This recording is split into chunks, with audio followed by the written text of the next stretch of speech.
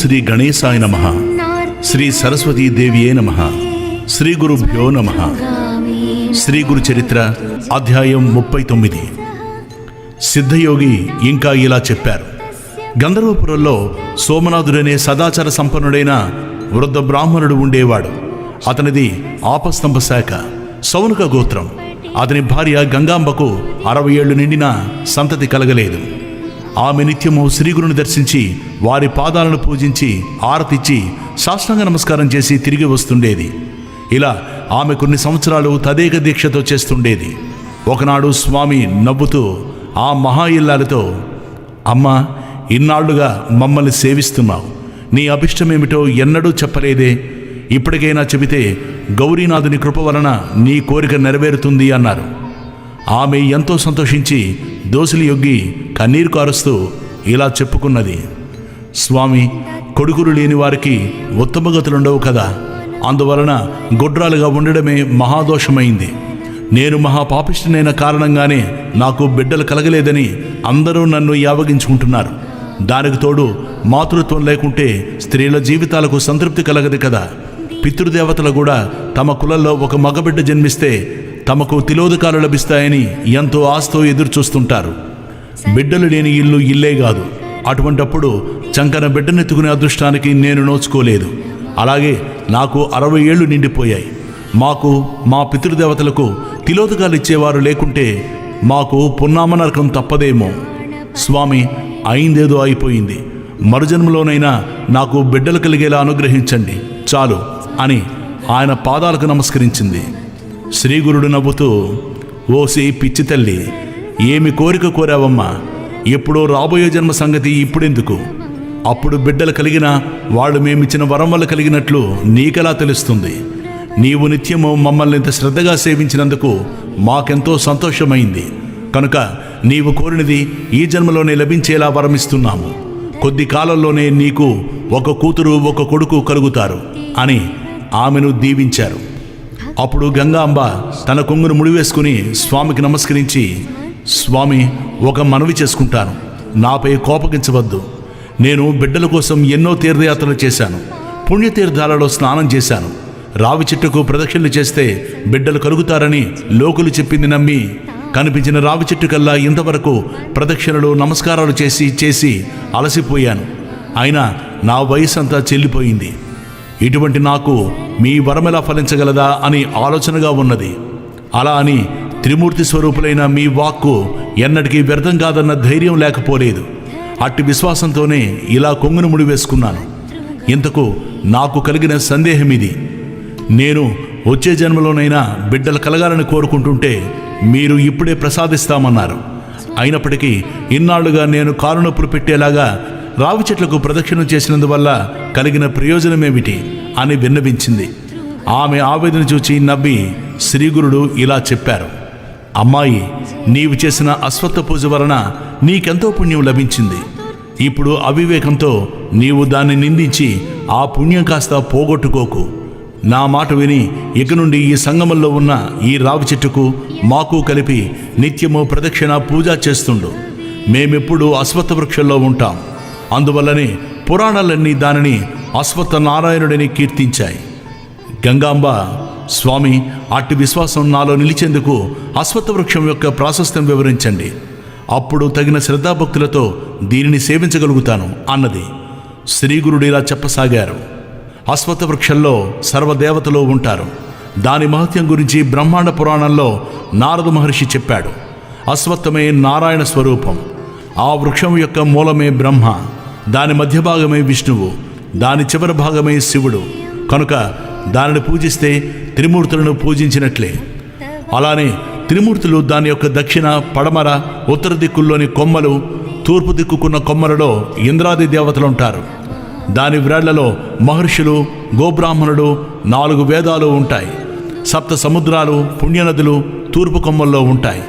ఆ చెట్టు యొక్క మూలల్లో అకారము, మానులో ఉకారము, దాని పండ్లు మకారము. ఆ వృక్షమంతా కలిసి ప్రణవ స్వరూపమే. ఇక ఆ చెట్టు యొక్క మహిమ ఎవరు వర్ణించగలరు? అది సాక్షాత్తు కల్పవృక్షమే. ఈ వృక్షాన్ని సేవించవలసిన విధానం నారద మహర్షి ఇలా చెప్పాడు. అశ్వత్థ ప్రదక్షిణం చైత్ర ఆషాఢ పుష్యమాసాల్లోనూ గురు శుక్ర మౌఢ్యాలలోనూ కృష్ణపక్షంలోనూ ప్రారంభించకూడదు. శుభ సుముహూర్తంలో స్నానాదులు చేసుకుని శుచి అయి ఉపవసించి మరీ ప్రారంభించాలి. ఆది సోమ శుక్రవారాల్లోనూ సంక్రమణ సమయాలు మొదలైన నిషిద్ధ సమయాల్లోనూ రాత్రి భోజనమయ్యాక ఈ వృక్షాన్ని సేవించకూడదు. సాధకులు మొదట ఆత్మస్తుతి, పరనింద, జూదము, అసత్యములను విడిచిపెట్టాలి. ప్రవహిస్తున్న నీటిలో గుడ్డలతోనే స్నానం చేసి ఉతికిన గుడ్డలు ధరించి మొదట గణపతిని పూజించి కలశాలలో గంగాయముల్ని పూజించాలి. అప్పుడు సంకల్పం చెప్పి అశ్వత్థ వృక్షానికి భక్తితో 7 సార్లు అభిషేకం చేయాలి. అప్పుడు మరలా స్నానం చేసి దేవతామయమైన ఆ వృక్షానికి పురుష సూక్త విధానంగా షోడశోపచార పూజ చేయాలి. అప్పుడు పీతాంబరం ధరించిన నారాయణుని 8 బాహువులు గలవానిగా ధ్యానించాలి. తర్వాత విష్ణు సహస్రనామం చదువుతూ గాని మౌనంగా గాని ఎంతో నెమ్మదిగా ప్రదక్షిణ చేయాలి. ప్రతి ప్రదక్షిణకి మొదట చివర నమస్కారం చేయాలి. ఇలా 2 లక్షల ప్రదక్షిణలు చేస్తే సర్వ పాపాలు నశించి 4 పురుషార్థాలు సిద్ధిస్తాయి. త్రికరణ శుద్ధిగా దానిపై దృష్టిని నిలిపి బిడ్డలు కలగాలన్న సంకల్పంతో ప్రదక్షిణ చేస్తే తప్పక కలుగుతారు. శనివారం నాడు ఈ చెట్టును త్రాకి మృత్యుంజయ మంత్రం జపిస్తే మృత్యుభయం తొలగుతుంది. అశ్వత్థాన్ని పూజించాక కణస్థః పింగళో భద్రుః కృష్ణో రౌద్రాంతకో యమః శౌరీ శనీశ్వరో మందః పిప్పలాదేవ సంస్థుతః అనే మంత్రం దృఢ విశ్వాసంతో జపిస్తే శనిదోషం కూడా తొలగి అభిష్టసిద్ధి కలుగుతుంది. గురువారము అమావాస్య కలిసిన రోజున రావి చెట్టు నీడన స్నానం చేస్తే పాపం నశిస్తుంది. అక్కడ వేద విప్రునికి మృష్టాన్నం పెడితే 1,000,000 మంది బ్రాహ్మణులకు సమారాధన చేసిన ఫలితం ఉంటుంది. అక్కడ చేసిన గాయత్రి మంత్ర జపం వలన 4 వేదాలు చదివిన ఫలితం ఉంటుంది. రావి చెట్టును స్థాపిస్తే 42 తరాల వారికి స్వర్గం లభిస్తుంది. దానిని కుట్టివేయడం మహాపాపం. పైన తెలిపిన రీతిన ప్రదక్షిణలు చేశాక ఆ సంఖ్యలో 10వ వంతు హోమము, అందులో 10వ వంతు బ్రాహ్మణ సమారాధనము చేయాలి. ఈ వ్రతకాలంలో బ్రహ్మచర్యం అవలంబించాలి. ఉద్యాపన తర్వాత బంగారు రావి చెట్టును, అలంకరించిన ఆవు దూడలను, గుడ్డతో కప్పిన నువ్వుల రాశిని ఉదారమైన దక్షిణతో సౌశల్యవంతులు కుటుంబీకులు అయిన వేద విప్రులకు దానమివ్వాలి. ఇలా చేస్తే తప్పక అభిష్టం సిద్ధిస్తుంది. అమ్మా, అశ్వత్థ మహత్యం తెలిసింది గనక ఇక దానిని నిందించక ఎట్టి సంశయము పెట్టుకోకుండా అలా చెయ్యి. నీ అభిష్టం నెరవేరుతుంది. అప్పుడు గంగాంబ, స్వామి, 60 సంవత్సరాలు నిండిన నేను పుట్టుకు నుండి వంద్యను. నాకు బిడ్డలెలా కలుగుతారు? అయినా నాకేమి, ప్రత్యక్షంగా మీ పాదాలుండగా మరలా ఈ రావి చెట్టును సేవించడం ఎందుకు అనిపిస్తున్నది. ఏమైనప్పటికీ గురువు మాట కామధేనువని వేదాలు శాస్త్రాలు చెబుతున్నాయి కనుక నమ్మి త్రికరణ శుద్ధిగా సేవిస్తాను అని చెప్పింది. ఆమె నాటి నుండి 3 రోజులు ఉపవసించి 3 పూటల షట్కూల తీర్థంలో స్నానం చేసి గురువు చెప్పినట్లు అశ్వత్థాన్ని సేవించింది. దానికి 7 బిందెల నీళ్లు పోసి శ్రీగురు సంహితంగా దానిని పూజించింది. ఆ 3 రాత్రులు ఆ దంపతులు సంగమంలోనే ఉన్నారు. 3వ నాటి రాత్రి ఆమెకు స్వప్నంలో ఒక బ్రాహ్మణుడు కనిపించి, అమ్మాయి, నీ కోరిక తీరింది. ఉదయమే శ్రీగురుని పూజించి ఆయనిచ్చిన ప్రసాదం అక్కడికక్కడే తిను అన్నాడు. అలాగే 4వ రోజు ఉదయం సంగమంలో అశ్వత్థాన్ని సేవించి ఆ దంపతులు మఠానికి వచ్చారు. ఆమె ప్రదక్షిణం చేసి నమస్కరించగానే శ్రీగురుని నవ్వి 2 పండ్లు ఆమెకిచ్చి, మీ లక్ష్యం నెరవేరింది. పారణయ్యాక నీవి పండ్లు తిను. నీకొక కూతురు కొడుకును ఇస్తున్నాము.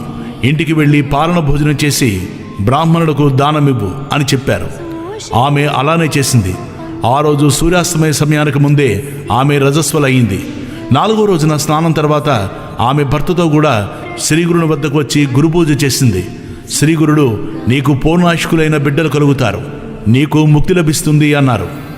5వ రోజున భర్తల సమాగమం వలన ఆమె గర్భం ధరించింది.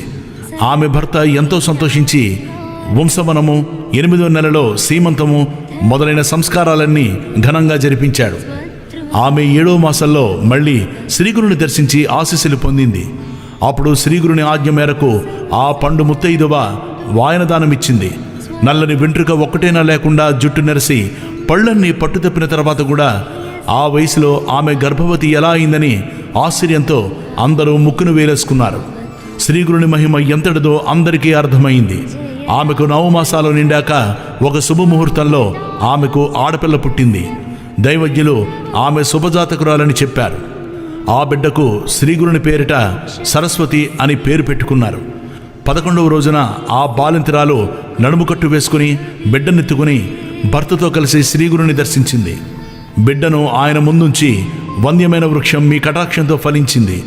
అది సుఫలమైతే బాటసారులు సేవిస్తారు. వ్యర్థ ఫలానికంటే వంద్యాత్వమే మేలు అని శ్రీగురుని పాదాలకు నమస్కరించింది. స్వామి వాత్సల్యంతో పుత్రవతి లేవమ్మ అని బిడ్డను చూచి, ఇది ఆడపిల్లే గాని మగపిల్లవాడుగాడే అంటూ ఆమెను చూచి నవ్వి, ఇంకా సందేహించనక్కర్లేదు, నీకు కొడుకు కూడా పుడతాడు అని చెప్పారు. అప్పుడు ఆ పసిబిడ్డను తన చేతిలోకి తీసుకుని నిమురుతూ, ఈ బిడ్డ దీర్ఘాయువు, సౌభాగ్యము, సౌశల్యములతో ప్రసిద్ధికెక్కుతుంది. ఈమెకు పుత్ర పౌత్రాభివృద్ధి కలుగుతుంది. ఈమె సౌశల్యం గురించి విని ఈమె దర్శనానికి దక్షిణ దేశం నుండి ఒక రాజు కూడా వస్తాడు. మీకు వేద శాస్త్ర పారంగతుడు, మహా ఐశ్వర్య సంపన్నుడు అల్లుడుగా దొరుకుతాడు. కానీ మీకెలాంటి కొడుకు కావాలి? 100 సంవత్సరాలు జీవించే మూర్ఖుడు కావాలా, లేక 30 సంవత్సరాలు ఆయుష్ గల విద్వాంసుడు కావాలా అన్నారు. గంగాంబ, విద్యావంతుడు, సుగుణాల సంపన్నుడు అయిన కొడుకునే ప్రసాదించండి, అతనికి 5 పిల్లలు కలిగేలా దీవించండి అని చెప్పి స్వామికి నమస్కరించింది. స్వామి తదాస్తు అని ఆమెను దీవించి పంపేశారు. 1 సంవత్సరంలో ఆమెకు కొడుకు పుట్టాడు. అతనికి కూడా నృసింహ అని శ్రీగురుని పేరు పెట్టారు. వాడు కొంతకాలానికి పండితుడై 5 బిడ్డలను కన్నాడు. గంగమ్మ కూతురు సరస్వతికి కూడా గొప్ప యజ్ఞదీక్షితునితో వివాహమైంది.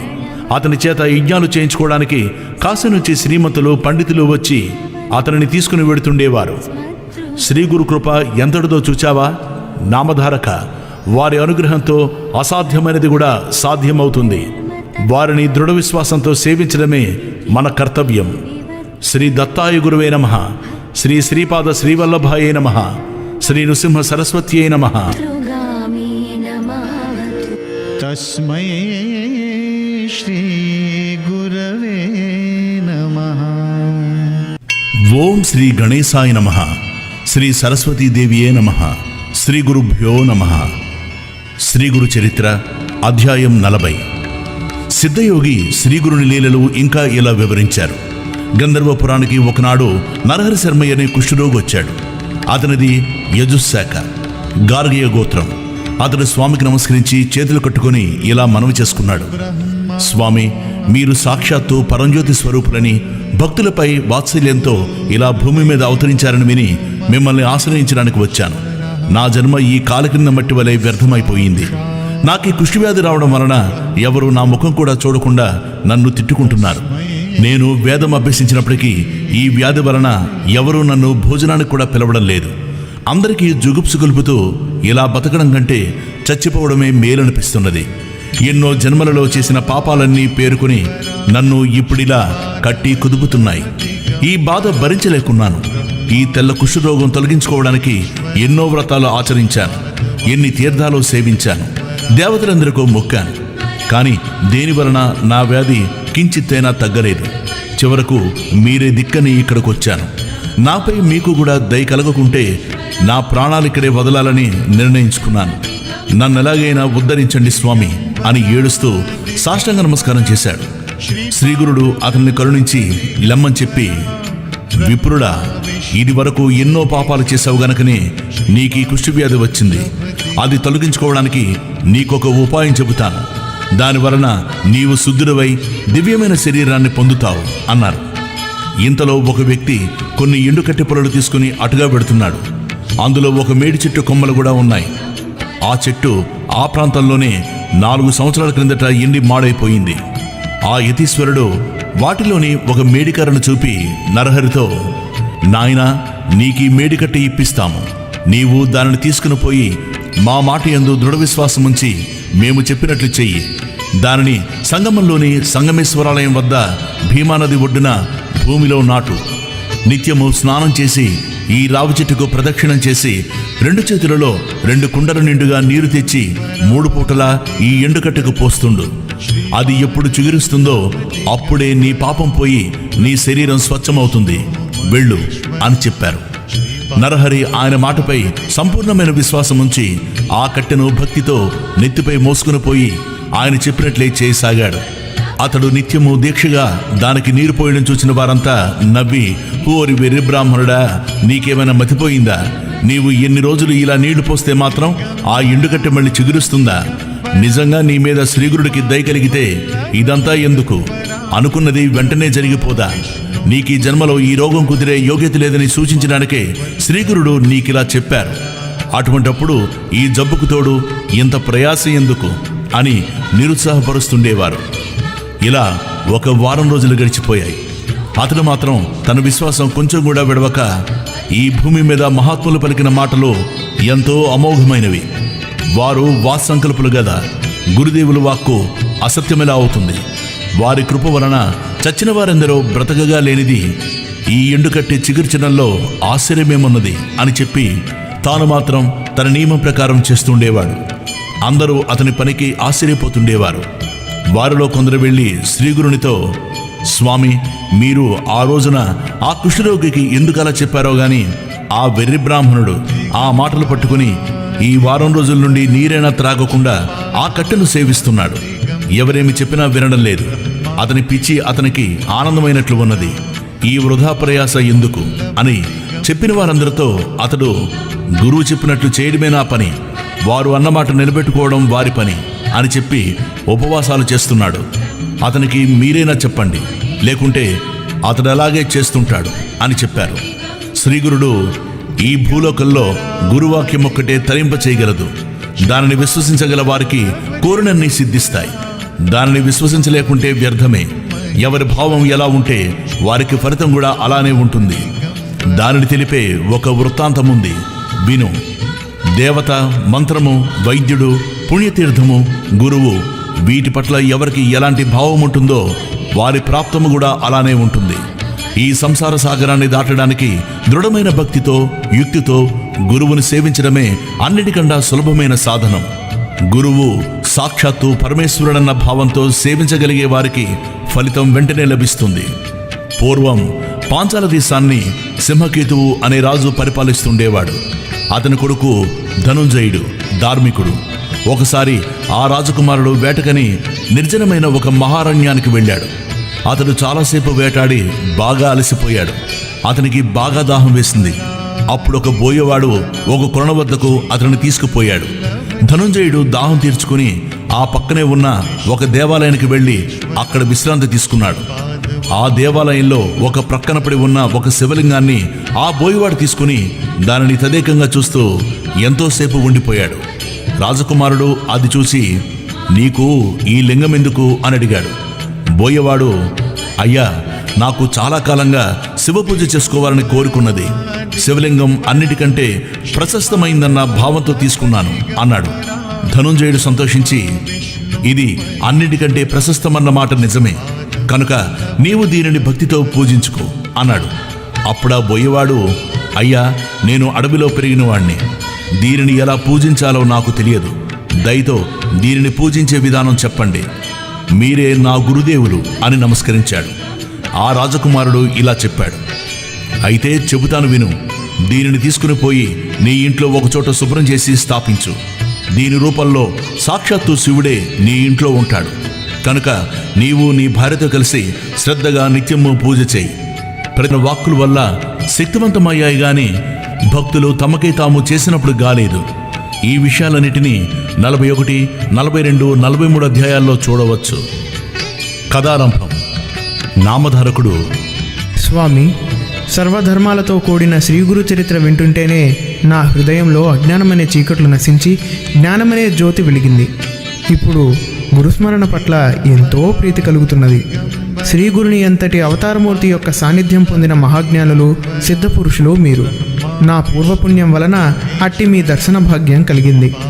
మా పూర్వీకులు శ్రీగురు భక్తులు ఎలా అయ్యారో తెలుసుకోవాలనుంది, చెప్పండి స్వామి అన్నాడు. సిద్ధయోగి ఇలా చెప్పసాగారు. నాయనా, పూర్వం శ్రీగురుడు తీర్థాటనం చేస్తూ గోదావరి తీరాన ఉన్న వాసర క్షేత్రానికి వేంచేసినప్పుడు ఆయనను భక్తితో పూజించి ఆయన ప్రేమకు పాత్రుడైన సాయందేవుడు మీ పూర్వీకుడు. ఆడు తర్వాత శ్రీగురుడు అనేక తీర్థక్షేత్రాలని పావనం చేస్తూ పర్యటించి ఈ గంధర్వ నగరం చేరారు కదా. ఆడు తర్వాత వారి కీర్తి దశ దిశలా వ్యాపించి సుదూర ప్రాంతాల నుండి కూడా ఎందరెందరో వచ్చి వారిని సేవించి అభిష్ట సిద్ధి పొందుతున్నారని మీ పూర్వీకుడైన సాయందేవునికి తెలిసింది. అతడు అందుకెంతో ఆనందించి ఒకనాడు శ్రీవారి దర్శనానికి ఈ గంధర్వపురం వచ్చాడు. శ్రీగురునికి నిలయమైన ఈ గంధర్వపురం అతడి కంటపడగానే అతిశయించిన భక్తి శ్రద్ధలతో అడుగడుగుకు సాష్టాంగ నమస్కారాలు చేస్తూ మఠానికి చేరుకున్నాడు. అక్కడ శ్రీగురుని దర్శించగానే అతనికి రోమాంచితమై ఆనంద బాష్పాలు రాలాయి. ఆయనకు సాష్టాంగ నమస్కారం చేసి తన జుట్టుతో వారి పాదాలు తుడిచి గద్గద స్వరంతో ఆయననిలా స్తుతించాడు. ఓ పరమాత్మ, పరంజ్యోతి, నృసింహ సరస్వతి, మీరు త్రిమూర్త్యాత్మకులే గాని మానవ మాత్రులు గారు. సర్వతీర్థాలకు ఆశ్రయమైన మీ పాదాలను దర్శించినంత మాత్రాన కోటి జన్మల పాపం నశిస్తుంది. మీ దర్శనం వలన ధన్యుణ్ణయ్యాను. మా పితరులు కూడా కృతార్థులయ్యారు. ఓ సర్వవ్యాపక సద్గురు భక్తవత్సల, జయము.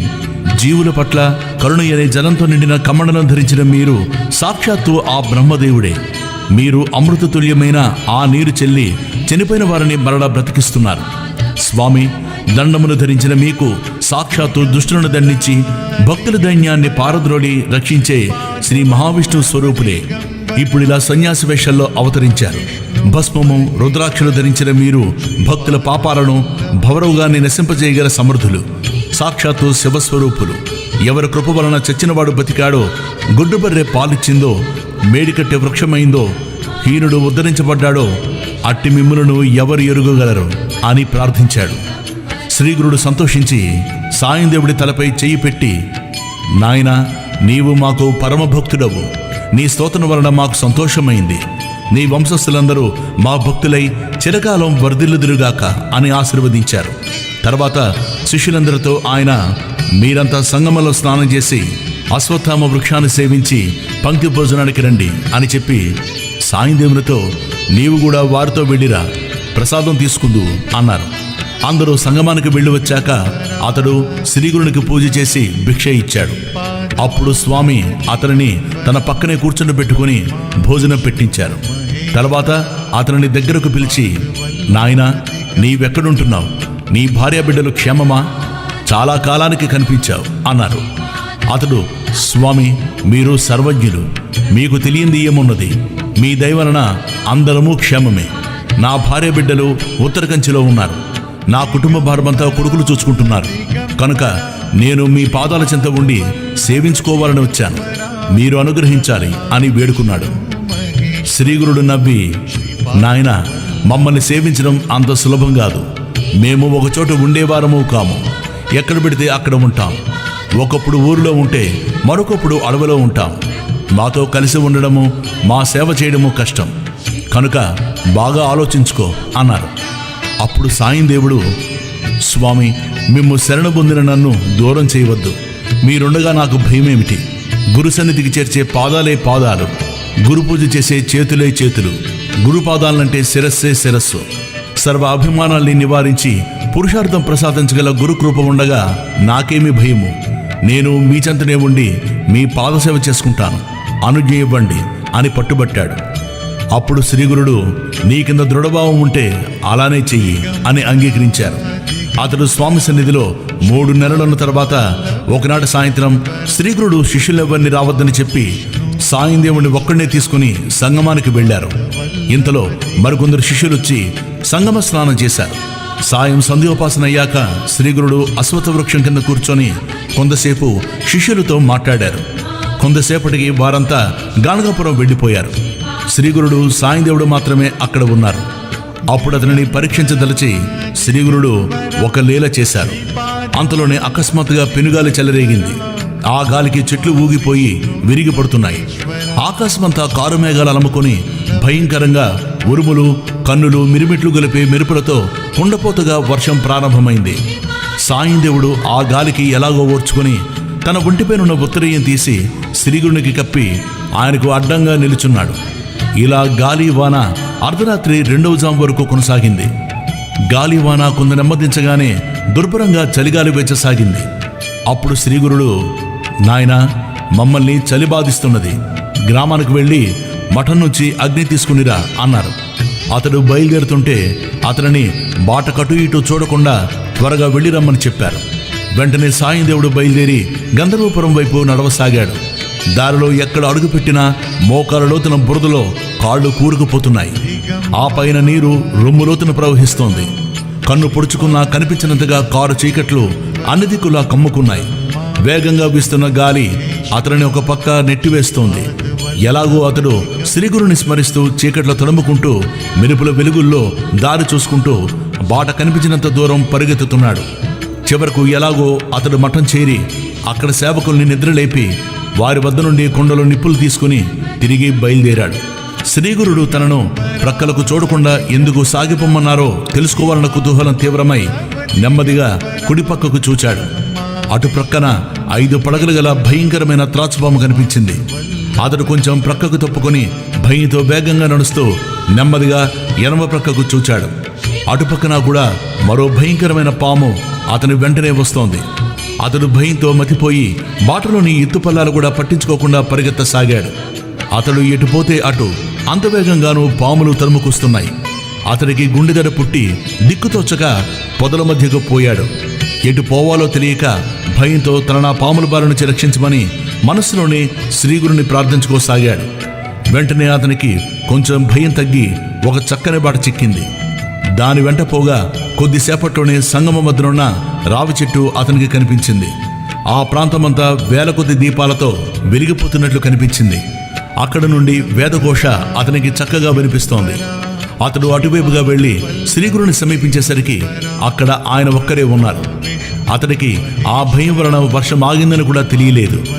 ఆకాశంలో మబ్బులు ఎప్పుడు తొలగిపోయాయో గాని పిండి ఆరబోసినట్లు పండు వెన్నెలొచ్చింది. అతడు ఆ పాత్ర క్రింద పెట్టి నిప్పును ప్రజ్వలింపజేశాడు. భయం తగ్గిపోయి అతడు గురువు కేసి చూసేసరికి ఆ 2 పాములు ఆయనకు నమస్కరించి వెళ్ళిపోతున్నాయి. వాటిని చూడగానే అతనికి మరలా భయం వేసింది. శ్రీగురుడు నవ్వి, భయపడవద్దు, నిన్ను రక్షించడానికి ఈ పాములను మేమే పంపాము. గురుసేవ ఎంత కఠినమైనదో తెలిసిందా? కనుక ముందుగా ఆలోచించుకొని తగిన భక్తి విశ్వాసాలు ఉంటేనే అందుకు పూనుకోవాలి. కలి ప్రభావం వలన ఇంద్రియ చాపల్యము, అపప్రచారాలు మొదలైన అవరోధాలెన్నో వస్తాయి. అయినా చలించకుండా నిశ్చలంగా గురుసేవ చేస్తే గురుకృప వలన సర్వము సిద్ధిస్తుంది. యజ్ఞయాగాదులు చేసేవారికి ఎన్నో విఘ్నాలొచ్చి అవి తేలికగా నిష్ఫలమవ్వచ్చు. గురువు దగ్గరే ఉంటూ విశ్వాసంతో సేవ చేసేవాడు తేలికగా అభిష్టాలు నెరవేరి కృతార్థుడవుతాడు. ఏకభావంతో ఆయనను ఆరాధించడమే ఉత్తమ సాధన. పతివ్రత తన భర్తను సేవించినట్లు సత్యుష్కుడు తన గురువును విడవక నీడవలే సేవిస్తాడు. దేహంతో సహా తన సర్వస్వము గురుసేవకే అర్పిస్తాడు. గురువే పరమేశ్వరుడిని తెలుసుకుని ఆయన ప్రసాదమే భోజనము, ఆయన ధ్యానమే జీవనంగా పాదతీర్థము గంగాజలంగా సేవిస్తూ శ్రవణ మరణ తత్పరుడై ఉంటాడు. గురువు ఎంతటి దుస్సాధ్యమైన ఆదేశం ఇచ్చినా దానిని సాధించడానికి ఉపక్రమిస్తాడు. ప్రారంభించాక దానిని ఎంత కష్టపడి అయినా పూర్తి చేస్తాడు. అలా చేస్తే వాడిని చూచి యమధర్మరాజు కూడా భయపడి తొలగిపోతాడు అని చెప్పారు శ్రీగురుడు. అప్పుడు సాయందేవుడు నమస్కరించి, స్వామి, నేనేమీ తెలియని వాణ్ణి, కృపతో గురుభక్తి ఎలాంటిదో వివరించండి. దాని సహాయంతో స్థైర్యం చిక్కించుకొని మీ చెంతనే ఉండి సేవిస్తాను అన్నాడు. అప్పుడు శ్రీగురుడు ఇలా బోధించాడు. నాయనా, చెబుతాను విను. నీవు ఇక రాత్రయిందో బ్రహ్మముహూర్తం అయిందోనన్నది పట్టించుకోకుండా వినాలి. సత్కాలక్షేపం అవుతుంది. పూర్వం పార్వతీదేవికి పరమేశ్వరుడు బోధించిన గురుభక్తి తత్వం నీకు చెబుతాము. శివుడు పార్వతీదేవితో ఇలా చెప్పాడు. దేవి, గురువే ఈశ్వరుడన్న దృఢమైన విశ్వాసంతో ఆయన్ను సేవించడం వలన సర్వసిద్ధులు కలుగుతాయి. అట్టి ఫలితమే తపో అనుష్ఠానాదుల వలన చాలా కాలానికి గాని సిద్ధించదు. యథావిధిగా గురుని సేవించే వారికి యజ్ఞాది కర్మలు చేయని లోటు కలగదు. పూర్వం త్వష్టయ్య అనే బ్రాహ్మణుని బాలునికి 8వ సంవత్సరాల్లో ఉపనయనం చేసి వేదాధ్యయనానికి గురువు వద్దకు పంపారు. ఆ బ్రహ్మచారి చక్కగా గురుసేవ చేస్తున్నాడు. ఒకసారి ఆ గురువు యొక్క కుటీరం శిథిలమై వర్షపు నీరు లోపల కురిసింది. గురువు త్వష్టను పిలిచి, నాయనా, ఈ కుటీరం ప్రతిసారి వర్షానికి పాడైపోతున్నది. ఇలా గాలి, వాన, అగ్నుల వలన నశించకుండా అన్ని వసతులు కలిగి ఉండే కుటీరం నాకు కావాలి అని చెప్పాడు. అప్పుడు గురుపత్ని, నాయనా, ఎవ్వరూ లేనిది, కుట్టనిది, రంగురంగులది, సరిపోయేదైనా రవిక నాకు తెచ్చిపెట్టాలి అన్నది. ఇంతలో గురుపుత్రుడు వచ్చి, అన్నా, నాకు మట్టి అంటనిది, నీటి మీద నడిపించగలవి, ఎప్పుడు సరిపోయేవైన పాదరక్షలు కావాలి అని చెప్పాడు. అప్పుడు చిన్న పాప అయిన గురుపుత్రి కూడా వచ్చి, అన్న, నా చెవులకు కుండలాలు, ఆడుకునేందుకు ఒక బొమ్మరిల్లు కావాలి. అది ఒంటి స్తంభం కలిగి దంతంతో చేసిందై పగలనిదిగా ఉండాలి. అది నా వెంట తీసుకువెళ్ళడానికి వీలుగా ఉండాలి. అందులో అన్ని వసతులు ఉండాలి. దానిని నెట్టుకు వెళ్ళడానికి చక్రాలు ఉండాలి. దానిని మళ్ళీ ముడిచివేయడానికి వీలుండాలి. అందులో పీట, కుర్చీ ఉండాలి. ఆడుకోవడానికి మంచి వంట పాత్రలు మట్టివి కావాలి. నాకు అవే వంట నేర్పాలి. వాటిలోని వంట ఎంతసేపైనా చల్లారకూడదు. ఇతర వంట పరికరాలు కూడా కావాలి అని చెప్పింది. త్వష్ట అంగీకరించి అడవికి వెడుతూ అవన్నీ ఎలా సంపాదించాలా అని ఆలోచించాడు. చివరకు దిక్కుతోచగా తన గురువుని ధ్యానించి తన మనసులోనే ఆయన శరణ పొందాడు. అలా పొందుతుండగా అతనికి ఒకచోట ఒక అవధూత కనిపించి, నాయనా, నీవెవరు? ఇంత చిన్నవాడవు, ఈ ఘోరమైన అరణ్యంలో చింతాక్రాంతుడిపై తిరుగుతున్నావేమి అన్నాడు. ఆయనను చూడగానే త్వష్టకు మనసు శాంతించింది. తన గురువే ఆ రూపంలో దర్శనమిచ్చినట్లు అనిపించింది. అతడు ఆయనకు నమస్కరించి, స్వామి, ఈ నిర్మానుష్యమైన అడవిలో మిమ్మల్ని చూడగానే మీరు సాక్షాత్తు ఈశ్వరుడని నాకు తోచింది. మీ దర్శన మాత్రం చేతనే నా మనస్సు స్థిరపడి ఆనందం లభించింది అని తాను సాధించవలసిన కష్టతరమైన పనుల గురించి విన్నవించుకున్నాడు. అవధూత అతనిని ఆశీర్వదించి, నాయన, అభిష్టపరుడైన విశ్వేశ్వరుడు కాశీలో ఉండగా దుర్లభమేమున్నది? నీవు కాశీ వెళ్ళి విశ్వనాథుని పూజించు. ఆయన వరంతో బ్రహ్మాది దేవతలు కూడా ఎంతో మహిమను పొందారు. కేవలం గుక్కడి పాలు కోరిన ఉపమన్యువుకు ఆయన సాక్షాత్తు ఆ పాల సముద్రాన్ని ప్రసాదించిన దయాళువు అని చెప్పాడు. గురుసేవ తప్ప వేరేమి ఎరుగని తృష్ణ, స్వామి, కాశీక్షేత్రం ఎక్కడ ఉన్నది అని అడిగాడు. అప్పుడు ఆ మునిశ్రేష్ఠుడు, కాశీకి నిన్ను నేనే స్వయంగా తీసుకుపోతాను. నీ వలన నాకు కూడా విశ్వనాథుని దర్శనమవుతుంది అని చెప్పి తన లీల చేత అతనిని మనోవేగంగా కాశీకి తీసుకువెళ్ళాడు. శ్రీ దత్తాయ గురువే నమః. శ్రీ శ్రీపాద శ్రీవల్లభాయే నమః. శ్రీ నృసింహ సరస్వతీయై నమః. ఓం శ్రీ గణేశాయ నమః. శ్రీ సరస్వతీయై నమః. శ్రీ గురుభ్యో నమః. శ్రీ గురు చరిత్ర అధ్యాయం 42. వారిద్దరూ కాశీ చేరిన తర్వాత తృష్ణకు అవధూత బోధించిన కాశీయాత్ర విధానం గురించి నామధారకునితో సిద్ధయోగి ఇంకా ఇలా చెప్పారు. విశ్వేశ్వరుని దర్శనము, అంతర్గృహ యాత్ర, దక్షిణోత్తర మానస యాత్ర, పంచక్రోశ యాత్ర, స్నానము, దానము, అర్చన, శ్రాద్ధము, అన్నపూర్ణ, విశ్వేశ్వర, బిందుమాధవ, డుండి వినాయక, దండపాణి, కాలభైరవ, గుహ, గుహకాశి, మణికర్ణిక మొదలగునవి దర్శించి పూజ చేసి నీ పేరు మీదుగా ఒక లింగ ప్రతిష్ఠ చేసుకో. ఇలా చేస్తే నీ గురుభక్తి దృఢమై ఈశ్వర సాక్షాత్కారం అవుతుంది. కనుక నీవు నిస్సందేహంగా నీ మనసులో గురుచరణాల్ని స్థిరంగా నిలుపుకో అని చెప్పి రెప్పపాటులో అవధూత అదృశ్యమయ్యారు. తృష్ట ఆశ్చర్యచకితుడై, ఆహా, ఈ మహాత్ముడు నా గురుకృప వలన సాక్షాత్కరించిన విశ్వేశ్వరుడే, సందేహం లేదు. తనను నేను ఆరాధించుకున్న ఆయన ప్రసన్నుడవటము గురుకృప వలనే గదా. లేకపోతే ఎన్నో సంవత్సరాలు తపస్సు చేసిన ప్రసన్నుడు కాని ఈశ్వరుడు నాకెందుకు ప్రసన్నుడవుతాడు అనుకుని యథావిధిగా కాశీయాత్ర లింగ ప్రతిష్ఠ చేశాడు. అతడు ధ్యానించగానే విశ్వనాథ లింగంలో శంకరుడు దర్శనమిచ్చి వరం కోరుకోమన్నాడు. అతడు తన గురువు, గురుభార్య మొదలగు వారు అడిగినవి విన్నవించాడు. శంకరుడు వరమిచ్చి, నాయనా, నీ గురుభక్తికి మెచ్చాను.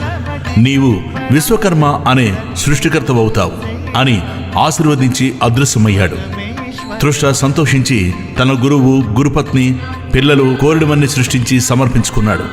గురువు సంతోషించి అతనికి జ్ఞానము, సర్వసిద్ధులు, నవనిధులు, యశస్సు కలిగేలా ఆశీర్వదించాడు. కనుక గురుభక్తి వలన సాధ్యంగానదేమీ లేదు. గురుభక్తికి ముగ్గురు మూర్తులు వసులవుతారు. గురువు లేక మోక్షము సిద్ధించదు.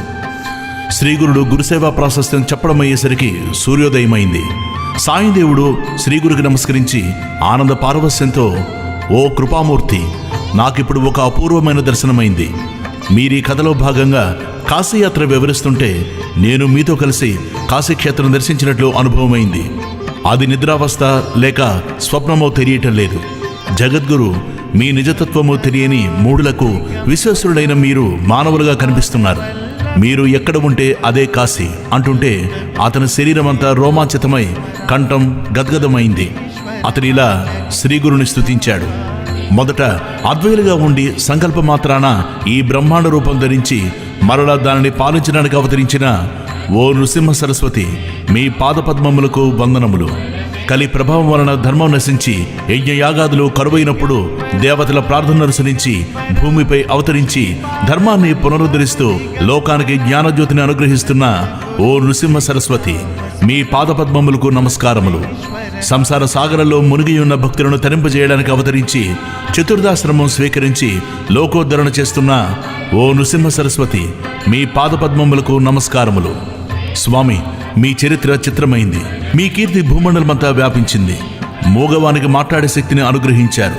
గ్రుడ్డివానికి దృష్టి, గొడ్రాలకి సంతానం, ఎండుకట్టెకు ప్రాణం, విధవరాలకి సౌభాగ్యం, భక్తులకు సిరి సంపదలు ప్రసాదించారు.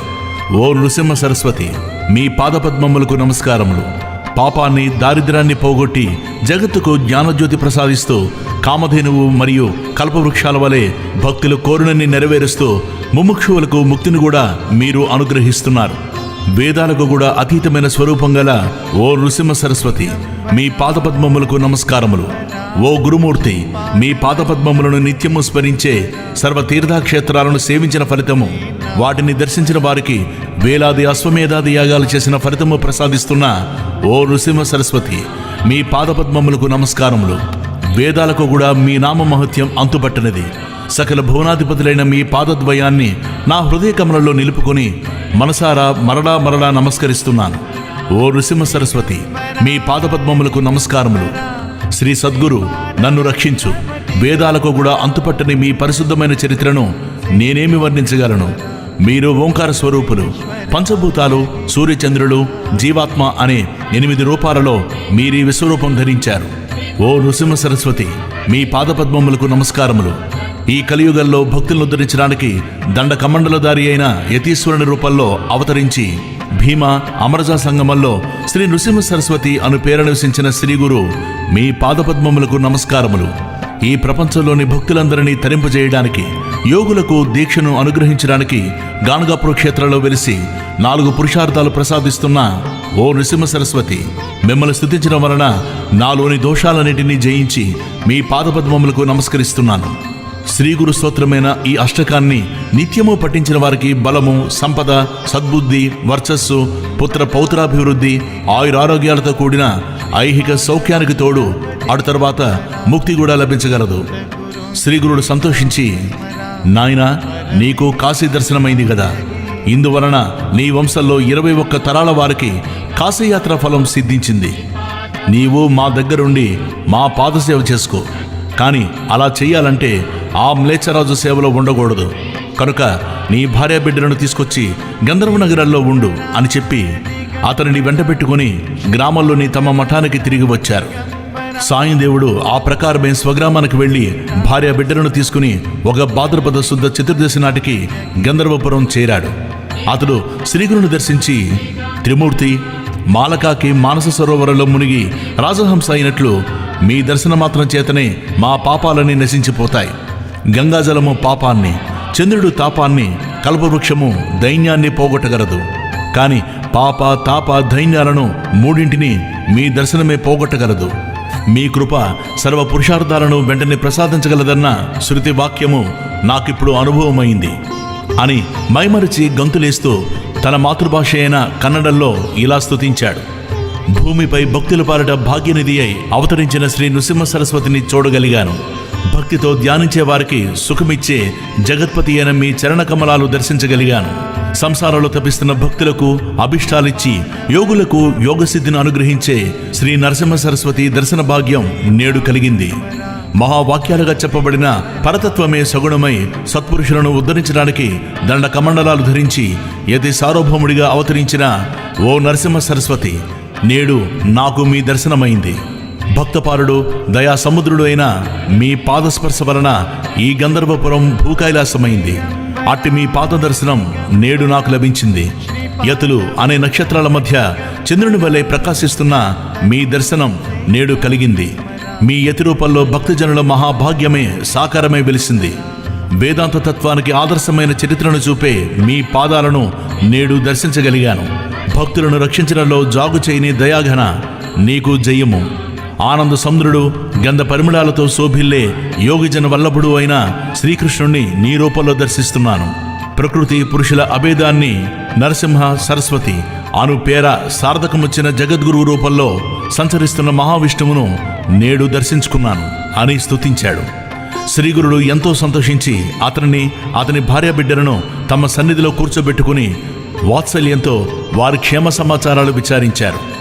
సాయందేవుడు వారందరినీ స్వామికి పరిచయం చేశాడు. అతని కొడుకులిద్దరూ నమస్కరించినప్పుడు ఆయన వారి శిరస్సులపై చేయుంచి ఆశీర్వదించారు. అప్పుడు సాయందేవుని పెద్ద కుమారుడైన నాగనాథుని చూపిస్తూ ఆయన, సాయందేవా, ఇతడు సిరి సంపదలతో చిరకాలం జీవిస్తాడు.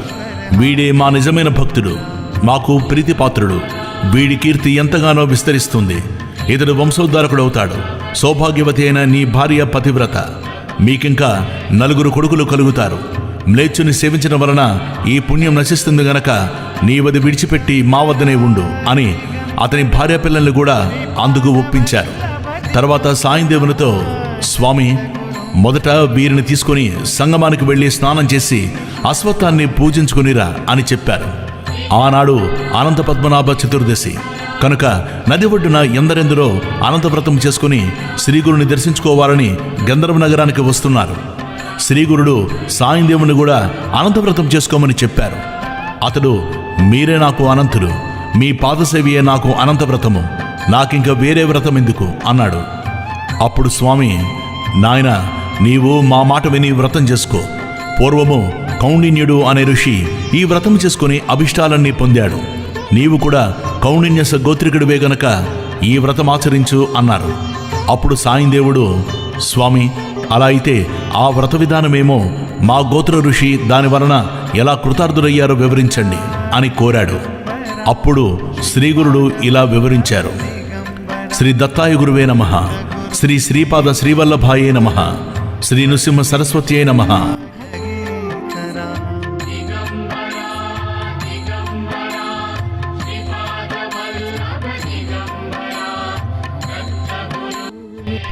ఓం శ్రీ గణేశాయ నమః, శ్రీ సరస్వతీదేవియే నమః, శ్రీ గురుభ్యో నమః. శ్రీ గురు చరిత్ర అధ్యాయం 43. శ్రీగురుడు సాయందేవునితో చెప్పిన ఆ వ్రత విధానం సిద్ధయోగి ఇలా తెలిపారు. ఈ అనంత వ్రతము ఆచరించడం వలన ఎందరికో అభిష్టాలు సిద్ధించాయి. దీనివలన ధర్మరాజు తాను కోల్పోయిన రాజ్యమంతా తిరిగి పొందగలిగాడు. పాండుపుత్రుడైన ధర్మరాజు కపట జూదంలో ఓడిపోయి తన తమ్ములను ద్రౌపదిని తీసుకుని ఘోరమైన అడవి ప్రాంతాలకు వెళ్ళి ఎన్నో కష్టాలు అనుభవించాడు. అయినప్పటికీ వారంతా శ్రీకృష్ణుడే తమకు గతి అని దృఢంగా విశ్వసించారు. దుర్యోధనుడు మొదలైన వారు వాళ్ల రాజ్యము అపహరించి పరాభవించి అడవులకు పంపడమే కాకుండా వారిని ఇంకెన్నో రీతిలో కష్టపెట్టారు. వారు కడుపు నిండా భోజనమైనా లేక బాధపడుతుంటే వారి పుణ్యం కూడా నశింపజేయమని దూర్వాస మహర్షిని పురుగొల్పి వారిపైకి పంపారు. ఒకప్పుడు ధర్మాత్ములైన పాండవులపై దయతో శ్రీకృష్ణుడు వారి వద్దకు వెళ్ళాడు. పాండవులు అతనిని పూజించి, స్వామి, నీవు భూభారం తొలగించడానికి అవతరించావు. మేము మీకు ప్రాణంతో సమానమైనప్పటికీ ఈ అడవిలో దాగి ఉండవలసి వచ్చిందేమిటి? నీవే ఉపేక్షిస్తే మాకింక దిక్కెవరు అని బాధపడ్డారు. ద్రౌపది కూడా తమకు కష్టాలు తీరే ఉపాయం చెప్పమంది.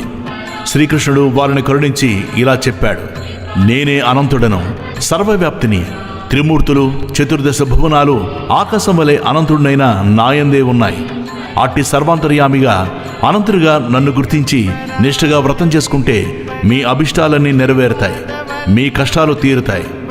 ఈ అనంత వ్రతం భాద్రపద శుద్ధ చతుర్దశి నాడు మధ్యాహ్న సమయంలో భక్తితో ఆచరిస్తే మీ రాజ్యం మీకు లభించగలదు. పూర్వం కృతయుగంలో వశిష్ఠ గోత్రానికి చెందిన సుమంతుడు అనే ఋషి ఉండేవాడు. అతనికి సుశీలి అనే కూతురు ఉండేది. ఆమెకు జన్మించిన కొద్ది కాలానికే అతని భార్య దీక్షాదేవి చనిపోయింది. సుశీల తండ్రి వద్దనే పెరుగుతూ భక్తి శ్రద్ధలతో పూజలు చేస్తుండేది. సుమంతుడు తన కర్మానుష్ఠానానికి భంగం రాకుండా ఉండేందుకు 2వ వివాహం చేసుకున్నాడు. కానీ ఆమె గయ్యాళి, ఎప్పుడూ భర్తతోనూ సవతి కూతురుతోనూ పోట్లాడుతుండేది. కొంతకాలానికి సుమంతుడు తన కుమార్తెను వేదశాస్త్ర పారంగతుడైన కౌండిన్యునికి ఇచ్చి వివాహం చేశాడు. కానీ అతని భార్య పెట్టే బాధలకు ఓర్వలేక కౌండిన్యుడు వేరొక చోట కుటీరంలో కాపురం ఉండదలిచాడు. అయినా కూతురు కాపురానికి వెళ్లే రోజు కూడా దోవబత్తానికి కించెత్తు పేలపిండైనా ఇవ్వడానికి ఆమె అంగీకరించలేదు. ఎలాగో ఆమె చూడకుండా సుమంతుడు కొద్ది గోధుమ పిండి మాత్రం ఒక ఆకులో కట్టి ఇచ్చి వారిని సాగనంపాడు. మరుసటి రోజు మధ్యాహ్నం ఒక ఏటి వద్ద ఆగి కౌండిన్యుడు స్నాన సంధ్యాదులు గావించుకున్నాడు.